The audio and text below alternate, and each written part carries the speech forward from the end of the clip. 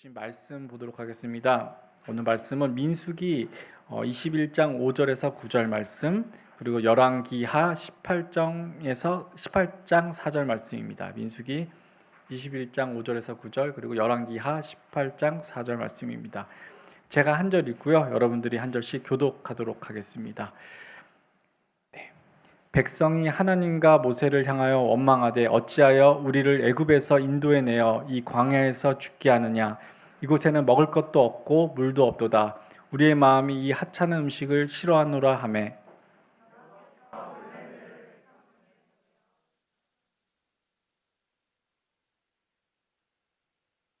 백성이 모세에게 이르러 말하되 우리가 여호와 당신을 향하여 원망함으로 범죄하였사오니 여호와께 기도하며 이 뱀들을 우리에게 떠나게 하소서. 모세가 백성을 위하여 기도하매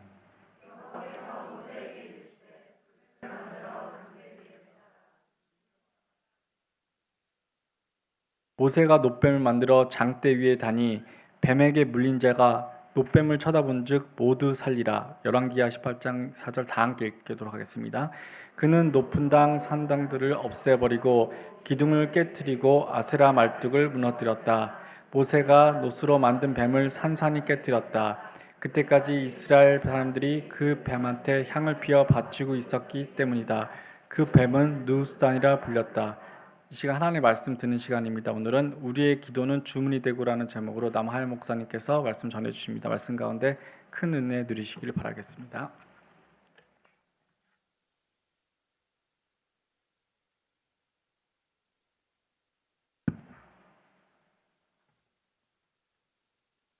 봉헌기도 먼저 하겠습니다.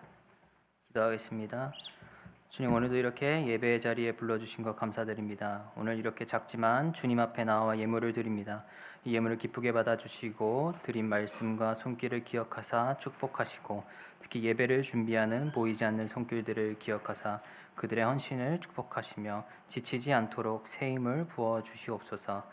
예물이 쓰여지는 곳마다 주님의 뜻대로 주님의 영광을 위해 쓰여지도록 인도하여 주옵시며 건강과 환경이 허락시 못하여 이 자리에 나오지 못한 자들에게 건강의 회복을 주시고 환경을 주장하사 함께 예배드릴 수 있도록 도와주시옵소서. 날마다 말씀을 구하고 묵상함으로 삶에서 지치지 않고 승리하는 주의 자녀들이 되게 하옵시며 우리의 주인 되신 이의 길을 따라가며 좁은 길에서 벗어나지 않게 인도하여 주시옵소서. 우리 주 예수 그리스도의 이름으로 기도드립니다. 아멘.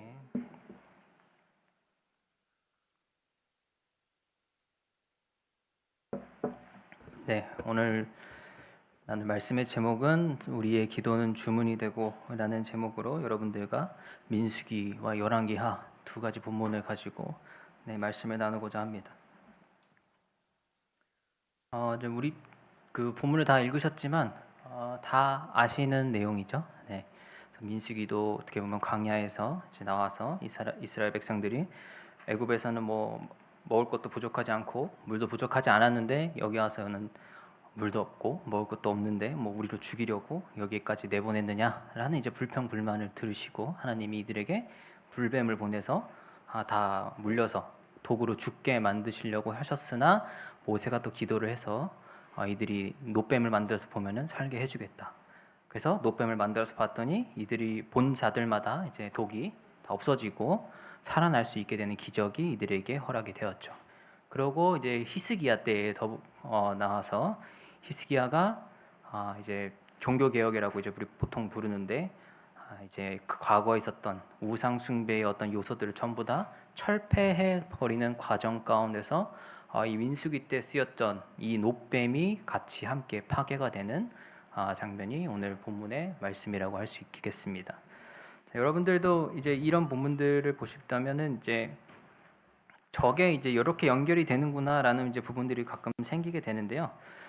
근데 어떻게 보면 민수기에서 나타났던 그 놋뱀의 어떤 형상, 이제 우리가 보여졌던 그 이미지로는 그냥 장대에 달린 뱀이겠지만 이들에게는 이제 구원의 상징이었고 믿음의 표징이었죠.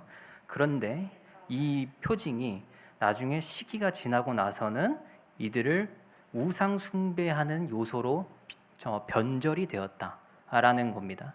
그래서 이거를 이제 히스기야가 없애는 그 장면을 볼 때 우리에게는 상당히 좀 충격이 될 수 있죠.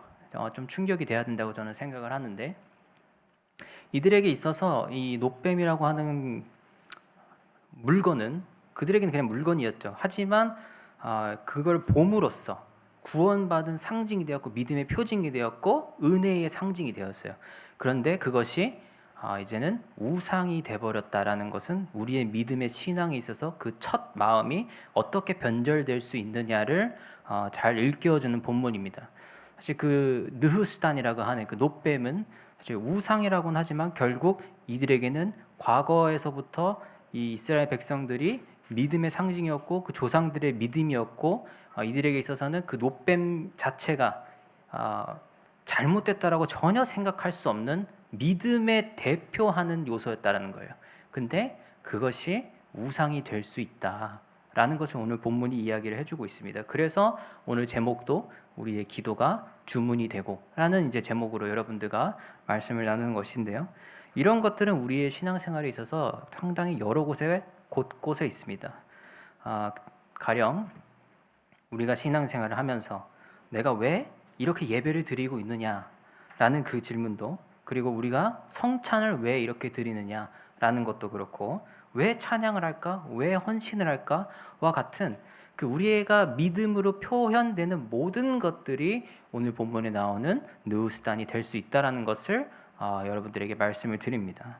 그것은 왜 그러냐면 결국 우리가 처음 마음에 그 시작했던 그 동기와 의도와 목적이 기억되지 않을 때 우리에게 예배는 습관이 될 수 있고, 우리에게 헌신은 그냥 나의 믿음을 만족시키는 자기 만족이 될 수 있기 때문에 그런 거예요.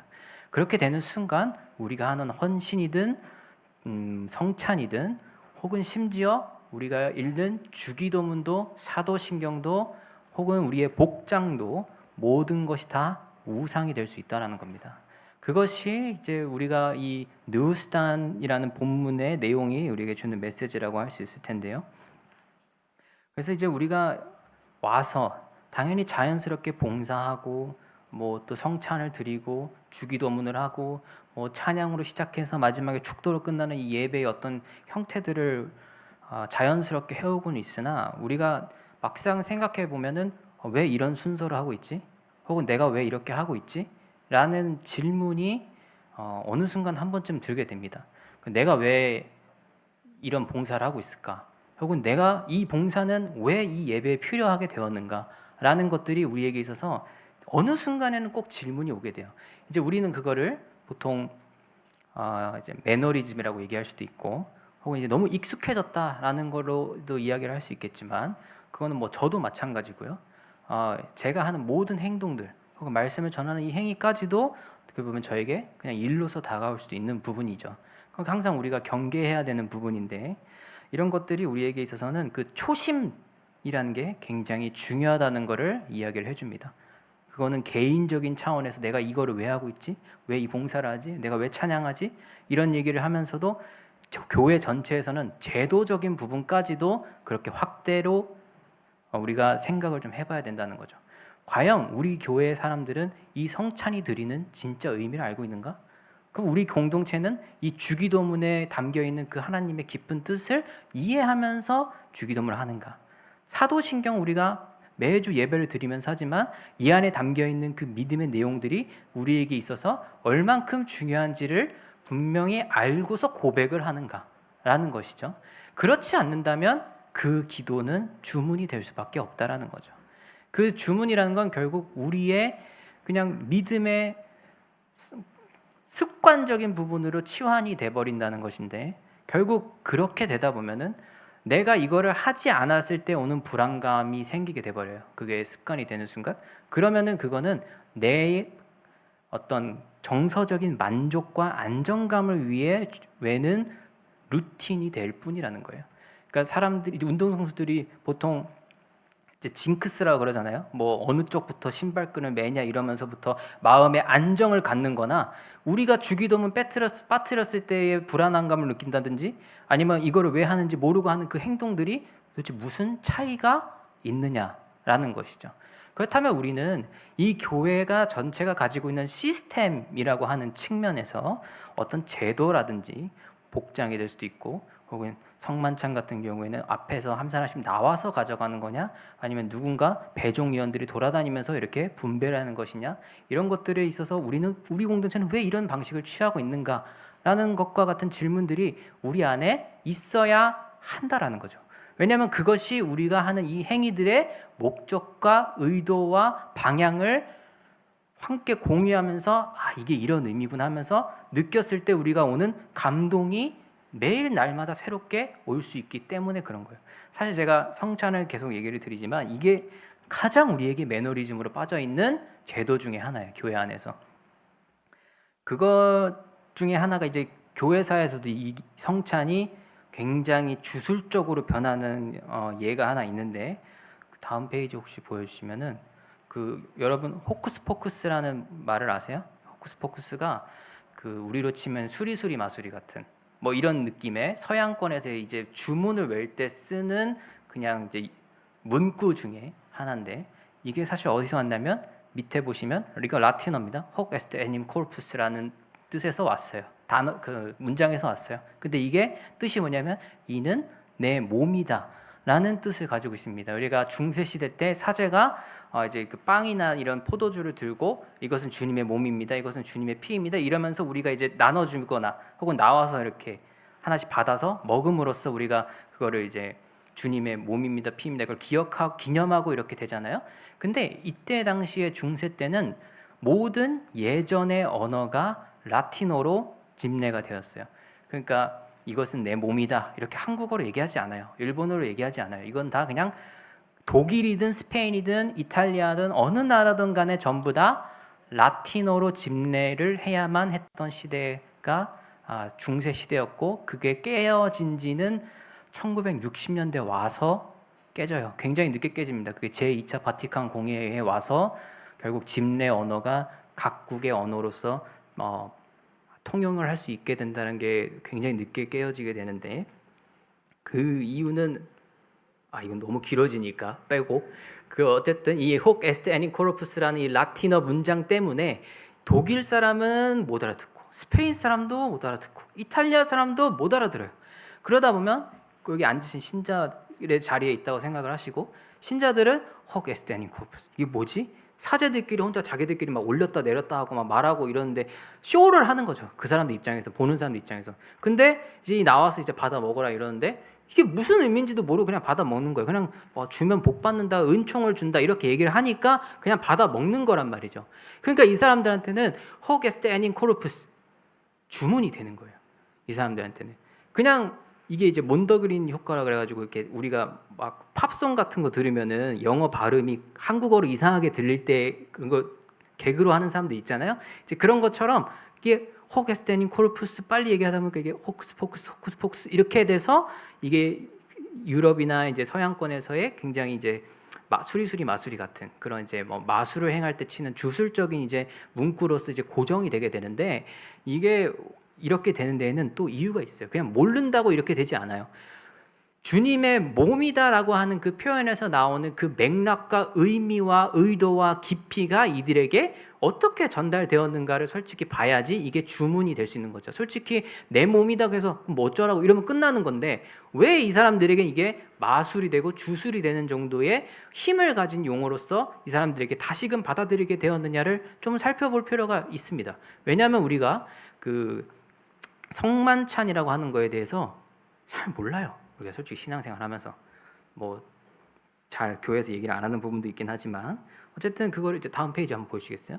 우리가 성만찬에 대해서 이제 이야기를 하게 되면 보통 5가지 개념이 있어요. 그러니까 이것이 내 몸이다라고 얘기를 할 때 그 몸이 어떤 의미를 가지고 있느냐라는 것이죠. 그리고 두 번째로 어떻게 몸화되느냐, 이 빵이 그리스도의 몸이 되느냐, 어떻게 되느냐, 그리고 이 포도주가 어떻게 그리스도의 피가 되느냐라는 부분이 솔직히 신자들이든 사제들이든 간에 중요해요. 왜냐하면 설명을 해줘야 되니까. 그래서 이제 가톨릭 같은 경우에는 첫 번째 화채설이라고 나와 있는데, 축성을 하는 순간 이것은 내 몸이다, 이것은 내 피다 하는 순간 이것은 더 이상 빵이 아니고 포도주가 아니고 이들에게서 정말 그리스도의 몸과 피로 바뀌게 되는 거예요.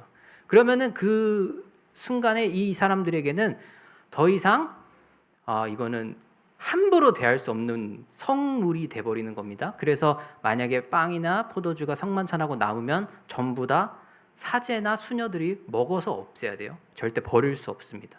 그리고 초반에는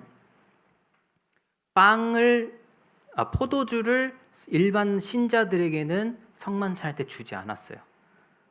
그 이유는 이제 우리가 보통 성만찬을 드리게 되면 이제 로고스라픽 교회는 이제 다 배분 배찬해가지고 다 나눠져서 이렇게 돌리면서 이제 배종년들이 돌아다니면서 주시잖아요. 그러니까 원래는 처음에는 이제 빵과 이제 포도주를 한 잔에 큰 잔에다가 두고 앞에서 한 사람씩 오면서 돌아가면서 이 잔을 받아 마셨어요. 근데 이러다 보니까 이제 빵은 이제 무교병이라고 하니까 이제 가루가 안 늘리는 이제 그런 걸로 하면 대체가 되는데 포도주는 흘려요, 먹으면. 근데 이건 주님의 피라니까요, 이 사람들한테. 근데 이거를 흘리는 순간 이건 큰일이 나는 거예요, 이 사람들에게. 주님의 피를 흘리니까. 그렇기 때문에 이제 일반 신자들한테는 포도주를 성만찬할 때 주지 않았어요. 근데 이제 이것도 좀 문제가 된다 해서 이제 종교개혁 이후에는 이제 이게 좀 완화가 되는데, 그 이유도 완화를 하려면 이유가 있어야 돼요. 왜 성도들한테 여태까지 안 줬다가 줄 수 있느냐라고 하려면 이제 여태까지 해석했던 이게 그리스도의 몸이냐 피냐 이 부분을 다르게 해석해야지 줄 수 있다는 거예요. 그러면은 이제 2번, 3번, 4번 뭐 이렇게 지금 적혀 있는데, 제가 예전에 한번 성만찬 특강할 때 한번 썼던 건데, 공제설, 영적 임재설, 뭐 실제적 임재설 뭐 다 여러 가지 있어요. 기념설도 있고. 근데 2, 3, 4가 이제 제가 요약으로 해놨지만 주께서 함께 하신다라는 건데, 이게 뭐냐면 공제는 뭐냐면 한자로 좀 적어놓으면 좀 편하긴 한데 함께 존재한다라는 거예요. 공동으로 존재한다. 이게 그리스도의 피임과 동시에 포도주다. 이렇게 본 거예요, 루터는. 근데 칼빈은 영적으로 임재했다.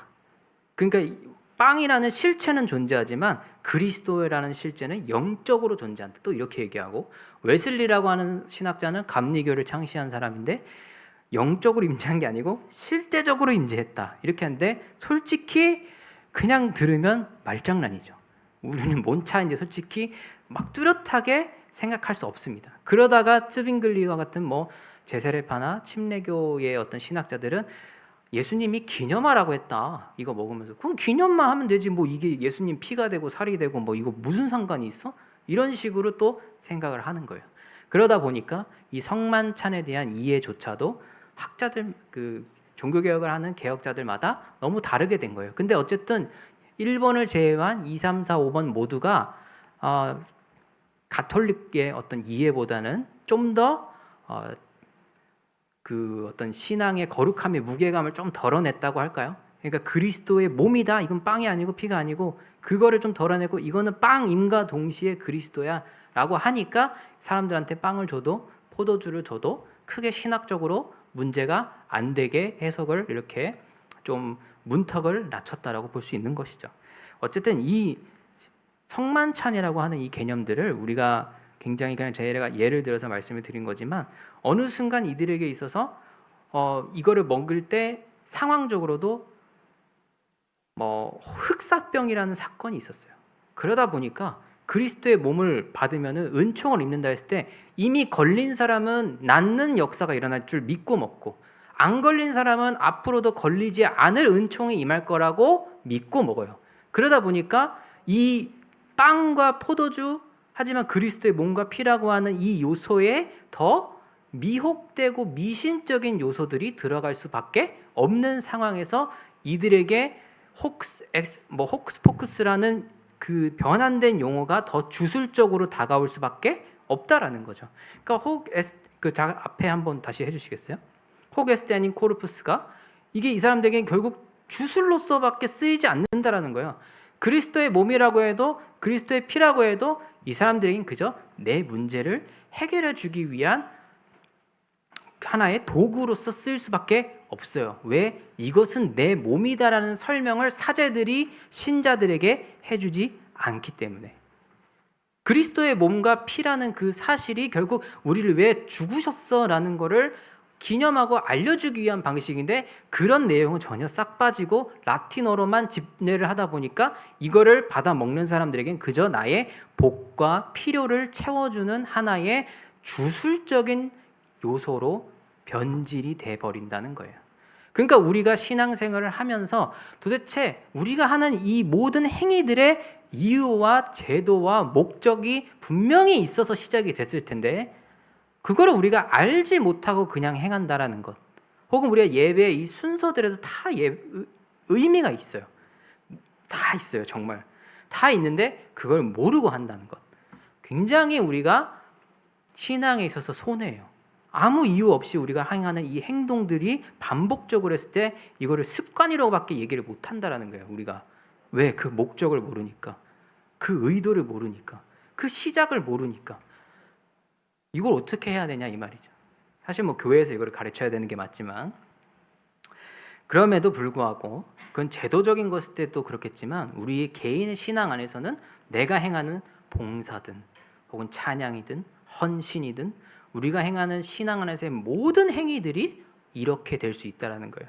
내가 시작했던 첫 마음과 의도와 이런 것들을 고민하지 않고 수십 년 해온 사람들일수록, 사실 오늘 학생부가 찬양을 이렇게 처음 했는데 이런 얘기 해가지고 조금 미안하긴 한데, 어쨌든 이제 뭐 아이들은 처음 하는 그 순수함을 가지고 있을 테니까 이제 어른들은 그런 순수함을 좀 되돌아보라는 차원에서 뭐 어쨌든 이 말씀을 들으셨으면 좋겠는데, 그래서 이 노뱀도 한번 다시 돌아가 보면 히스기야 때 없었잖아요. 700년이 지난 세월이에요. 시기적으로. 그럼 700년 동안 이 사람들은 이거를 모세 때 처음에는 우리가 하나님을 믿었더니 은혜를 받아서 이렇게 나올 수 있었더라는 상징이었고, 700년 전에는 처음에는 우리의 죄된 그 불평불만 때문에 우리가 이런 벌을 받게 됐어. 근데 하나님 용서해 줬어. 얼마나 은혜로워. 이렇게 하면서 노뱀을 봤을 텐데, 수백 년 시간이 지나가면서 이 사람들에게는 그 처음에 있었던 사건과 내용과 의미와 의도는 전혀 사라진 채 저거 보고하면 기도하면 복 주신대. 이것만 남은 거예요. 그래서 오늘 18장 4절에 열왕기하에 나오죠. 한번 그거 보여주시겠어요? 그때까지 이스라엘 사람들이 그 뱀한테 향을 피워서 바치고 있었기 때문이다. 자신들의 욕망을 취하고자 하는 그 표현의 상징으로서밖에는 이 느후스단이 발현이 안 되는 거예요. 하지만 그 처음에 있었던 그 의도에는 이 사람들의 그때 노뱀을 보고 믿었던 사람들의 그 믿음 가운데는 뭐가 있었겠어요? 자신에 대한 죄를 통회하는 마음이 있었겠죠. 내가 불평불만했는데 하나님 용서해 줬으니까. 그리고 그 노뱀을 봐서 이 사람들이 용서를 받았다기보단 그 노뱀을 보면 용서해 주신다는 하나님을 믿는 믿음으로 이 사람들이 죄를 용서받고 독이 없어지는 사건이 일어났죠. 그렇다면 이 노뱀이라고 하는 것은 우리의 죄성을 바라보게 하고, 우리의 죄된 마음을 바라보게 하고, 그 믿음 너머에 계신 하나님을 동시에 바라보게 하는 사건과 상징으로 느후스단이 있었어요. 그런데 시간이 지나고 이 사람들에게 있어서는 그저 나에게 문제를 해결해주고 복을 주는 하나의 우상으로 변질이 되어버렸다는 거예요. 그게 오늘 본문의 어떻게 보면 가장 큰 핵심입니다. 이 사람들에게 있어서 이 믿음이라고 하는 것은 결국 제가 지난번에 말씀드렸지만 편향성을 가지고 있다고 그랬어요. 어쨌든 믿는다는 건 의지하게 되고 기대게 된다는 걸 뜻해요. 결국 그거는 균형을 잃어버리기 쉽다라는 것을 뜻합니다. 우리가 믿고 있는 믿음이 의존적으로 될 수밖에 없어요. 믿는다는 행위 자체가 그렇기 때문에. 우리가 하나님 의존한다? 그건 나쁜 말 아니잖아요. 근데 우리의 믿음 가운데 우리가 그거를 믿음의 어떤 주체가 지금 우리가 되고 있단 말이죠. 나를 못 믿는다는 거예요. 우리는 나를 못 믿어야 돼요. 근데 나라는 존재는 이거를 하나님께 드리는 이 예배, 헌신, 모든 게 나는 믿음으로 하고 있다고 생각한단 말이죠. 믿음으로 하나님에게 드리고 의존하고 하나님 분명히 기뻐 받으실 거라고 생각을 한단 말이죠. 우리가 드리는 모든 봉사, 여기 예배에 나오는 자리까지도. 근데 이제 하나님에게 있어서는 그게 느후스탄이랄 수 있다라는 것을 우리에게 말씀하고 계시다라는 거예요. 그렇지 않는, 우리가 이런 부분에 대해서 우리가 고민하지 않고 질문하지 않고 그런다면은 결국 우리를 살리던 것들이 우리를 죽일 수도 있는 거예요. 우리를 자유롭게 했던 것들이 우리를 구속할 수도 있는 거예요. 그게 느우스단이에요. 우리가 하나님에게 믿음의 표현으로, 우리의 자유롭게 했던 표현으로, 그 상징이었던 느우스단도 이들을 죽일 수 있고 이들을 자유롭지 못하게 구속할 수도 있다는 거예요. 그 부분들이 이제 오늘 본문에 계속해서 반복적으로 나오는데, 결국 이 신앙이라고 하는 어떤 하나의 기준을 놓고 봤을 때 결국 우리는 이게 어느 쪽으로 쏠리느냐에 따라서 우리의 믿음이 긍정적이 될 수도 있고 부정적으로도 될 수 있다는 거예요. 결국 내 믿음의 위치, 이 신앙의 자리가 어느 기준에 서가지고 올바른 길로 가고 있느냐를 확인하지 않는다면 우리는 결국 잘못된 길로 들어갈 수밖에 없음을 성경이 이야기를 하고 있는 것이죠. 우리도 모든 이 뭐 찬양팀하고 뭐하고 다 저도 말씀을 전하고 혹은 목사로서 여기 뭐 축도를 하고 뭐 여러 가지 행위들을 하겠지만 앞으로도 그렇고 그런 것들이 나에게 그냥 일로서 느껴지거나 저에게는 그러겠죠. 아니면은 이제 수십 년 해오면서 이게 관성적으로 그냥 습관처럼 그냥 너무 탁 치면 탁 나오는 뭐 그런 순간이 올 수도 있어요. 근데 뭐 그게 나쁘다는 것보다 그런 마음으로 이 자리에 서는 것, 그런 마음으로 이 자리에 오는 것, 이거는 우리가 한번 되돌아볼 필요가 있다는 것이죠. 이게 오래 믿는 사람일수록 사실 그렇게 되기가 너무 쉽습니다. 그렇게 되면 결국 우리가 신약에서도 예수님이 비판했던 바리새인들과 같은 자세로 될 수밖에 없는 거예요. 우리는 습관이 됐으니까 새벽기도 너무 잘 나와요. 그러다 보니까 안 나오면 또 좀 나와야 되지 않겠어? 이렇게 얘기할 수도 있는 거죠. 근데 이게 습관이 된 사람도 편하게 될 수도 있지만 습관이 아닌 사람도 힘들어요.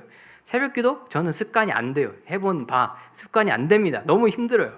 그런데 뭐 전 책임감으로 나가는 것도 있겠지만 그 안에 이제 오시는 그 은혜를 함께 누리는 또 시간이 있잖아요. 그건 또 공동체마다 다를 거예요. 제가 그 전에 있던 교회들은 새벽기를 드리지 않았어요. 그러니까 드리는 교회도 있고 안 드리는 교회도 있고. 근데 이제 중요한 거는 우리가 이건 조금 딴 길일 수도 있지만 성만찬도 제가 이렇게 배종위원이 다니는 게 있고 앞으로 개인적으로 한 명씩 나오는 게 있고 교회마다 그 믿음의 모양이 다 다르다라는 거예요. 그러니까 저는 이제 역사를 전공했기 때문에 그런 거를 볼 때마다 사람들이 이게 정통 아닙니까? 이렇게 얘기해요. 이게 모두 우리가 신앙생활 하다 보면 한 교회를 특히 오래 다니신 분일수록 특히 우리 교회가 하는 게 정답이라고 생각해요. 우리 교단이 하는 게 정답이라고 생각해요. 근데 제가 이제 교회가 저기 신학교 와가지고 서울에, 저는 이제 경상도 사람이니까 서울에 와가지고 좀 큰 교회들을 돌아다녀보고 다른 교단을 돌아다녀보고 여러 가지를 다 돌아다녔어요. 그리고 뭐 유럽에 뭐 배낭여행 갔을 때는 뭐 루터교 성당도 한번 가보고 가톨릭 성당도 한번 가보고 다 가봤어요. 근데 저는 믿음의 모양이 이렇게 다양했나를 오히려 그런 데를 가보면서 깨지는 거예요. 제가 수십 년 동안 아버지 교회에서 계속 다녔는데 그럼 아버지 교회밖에 모르잖아요. 그 상황 가운데 솔직히 뭐 아버지 교회 말고 딴 교회 어떻게 가겠어요, 제가? 그러다 보니까 제 20년은 이 교회의 예배, 뭐 아버지 교회의 예배 이거밖에 없었는데 돌아다니까 저런 예배도 있어, 이런 예배도 있어 하면서 정통이 뭘까 이런 걸 이제 생각할 수밖에 없는 거예요. 그러다 보니까 이제 저는 관심을 가지다 보니까 이제 역사를 좀 공부하게 되는 편이 있는데 역사를 알게 되면 어떻게 보면 좀 크게 보는 거잖아요. 그러다 보면 루터도 보고 모두 보고 다른 교단도 보고 다 보게 되는데 사실 따지고 보면 전통이라는 건 있지만 정통이라는 거는 누가 기준을 붙이기 따라 나름이라는 거예요.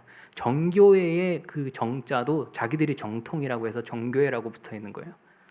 근데 가톨릭은 보편교회라고 보통 얘기를 하는데 모두의 교회다, 공교회다 이 뜻이 이제 보편교회, 가톨릭의 번역인데 자기들끼리 정교회랑 가톨릭이랑 싸우다가 내가 정통이야 하면 서로 갈라졌어요. 그러다가 개신교가 나왔어요. 개신교는 역사가 500년밖에 안 되는데 정통이라고 볼 수 있나? 이런 질문을 할 수밖에 없거든요.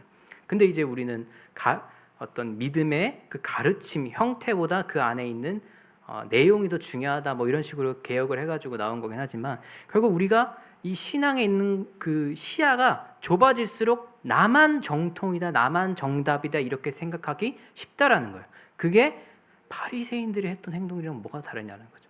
그거를 이제 예수 그리스도는 비난을 하는 거죠. 비판을 하시는 거죠. 근데 중요한 거는 바리새인들이 했던 그 전통 있잖아요. 우리는 이제 젊은 세대일수록 내가 왜 이 전통을 따라야 돼? 내가 왜 교회에서 이렇게 하면 이렇게 해야 돼? 이런 걸 이제 질문할 수 있거든요. 근데 그 이유를 설명해 주는 게 굉장히 중요하다라는 거예요. 사실 우리가 집안에서 뭔 이런 가정의 문화라든지 뭐 교회에서 이런 거 하다 보면 수요 예배는 왜 드려? 금요 예배 왜 드려? 뭐 이렇게 새벽 기도는 왜 드려? 뭐 이런 얘기를 애들이 할 때가 있어요. 대답을 못 해요. 그럼 뭐 우리도 그렇게 왜 다닐까? 교회에서 다니라고 해서 다니는데 그게 무슨 믿음의 이유가 될 수 있냐 이거죠. 근데 다 이유가 있거든요. 다 생기게 된 의도가 있고 목적이 있고 다 그래요. 그런데 이제 우리는 그런 것들을 이제 대답하기 힘들면 다니지 말이 많어. 이걸로 이제 끝나거든요. 제가 어릴 때 그런 질문을 많이 했다가 아버지한테 많이 욕을 먹었는데 어쨌든 그게 궁금해서 제가 스스로 신학과를 간 건가 싶기는 생각도 있어요. 근데 저는 그런 것들이 이유가 있구나라는 거를 납득이 됐을 때 믿음 생활이 깊어지면 깊어졌지 절대 연약해지지 않았어요. 그 질문하는 것에 있어서. 그러다 보니까 이 모든 것들에 오히려 내가 이 교단도 있고 여러 가지 역사들을 보니까 신앙생활이 더 자유로워지는 거예요. 아, 이것도 정통이고 저것도 정통이구나. 그럼 뭐가 틀린 걸까? 이제 이런 생각이 들죠. 어느 순간 저것도 맞고 이것도 맞으면 우린 뭘 틀렸다고 해야 됩니까? 그것도 역사를 공부하면 다 기준이 어느 정도 다 마련이 돼 있어요. 기독교 역사가 2000년 동안 흘러가면서 지금까지 유지되는 거에는 다 이유가 있습니다. 그렇게 만만하지 않아요. 이 역사라고 기독교라고 하는 게. 물론 그걸 공부하는 게 너무 힘들어서 그렇지. 그래도 다 도움이 됩니다. 그래서 이런 것들이 우리에게 있어서 역사가 저는 좋았던 게 왜 이걸 드리는지, 왜 이런 것들이 우리 교회 현장에 나오게 됐는지, 왜 한국 교회는 이런 특징을 가지게 되었는지, 왜 일본 교회는 이런 상황인지, 이런 것들을 우리에게 알려주는 것들이 결국 역사였기 때문이에요. 근데 그런 부분들이 제도적으로는 우리에게 왜 이렇게 시작됐는지를 알려주지만 개인적인 차원에서도 우리들끼리 또 공동체 안에서 개별적으로 또 우리 안에서 질문을 또 해 나가야 된다는 것이죠. 결국 이 균형을 찾기 위해서는 성경 이외의 것들도 좀 알아가야 될 필요가 있어요. 성경만 안다고 우리에게 모든 것들이 답이 되진 않아요. 왜냐하면 우리가 그냥 성만찬만 보더라도 기념하라 이 한마디를 지금 우리가 이렇게 지키고 있단 말이죠. 근데 왜 교단마다 다르고 가톨릭은 저렇게 드리고 이거는 성경에 안 나와요. 그렇잖아요. 이게 인간들의 어쨌든 처음엔 초대교회는 그냥 지키라고 했으니까 지키면 됐지 이런 마음이었어요. 근데 시간이 지나다 보니까 어떻게 임하는 거야? 왜 지키는 거야? 빵이 어떻게 살이 돼? 이런 질문들을 듣다 보니까 거기에 대한 신학적인 답변을 하면서 이런 교리들이 만들어지게 되는 거거든요. 그러니까 그런 것들을 우리가 사실 저는 필요하다밖에 얘기를 드릴 수 없는 전공이니까 그렇게 얘기를 드릴 수밖에 없는데 정말 중요하고 필요합니다. 그래야지 우리의 믿음의 행위가 수단이 안 돼요. 왜냐하면 그 의도를 알고 있기 때문에 그 목적이 어느 곳을 향하고 있는지를 알고 있는데 우리가 어떻게 이 하는 믿음의 행동들이 수단이 될 수 있겠어요. 그러니까 그런 것들을 우리는 좀 되돌아봐야 한다는 것이죠. 그리고 우리가 요한복음 3장 14절에 보면은 그리스도의 죽음 또한 이런 것들을 보여주고 있음을 알 수가 있습니다. 모세가 광야에서 뱀을 든 것 같이 인자도 들려야 한다라고 말씀하셨어요.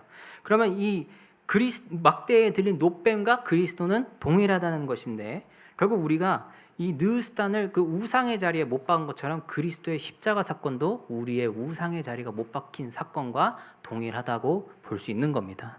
결국엔 예수 그리스도가 죽으신 그 이후에는 우리의 죄성이라고 할 수 있겠죠. 크게 틀에서 말하자면. 근데 오늘 구약의 본문들과 좀 연결시켜서 본다면 우리의 신앙이 우상이 되려고 하는 그것들조차도 그리스도가 끌어안고 죽으셨음을 알 수 있어요. 왜냐하면 예수님 그리스도의 제자들 또한 그리스도를 자신의 목적을 성취하기 위한 수단으로 봤기 때문이죠.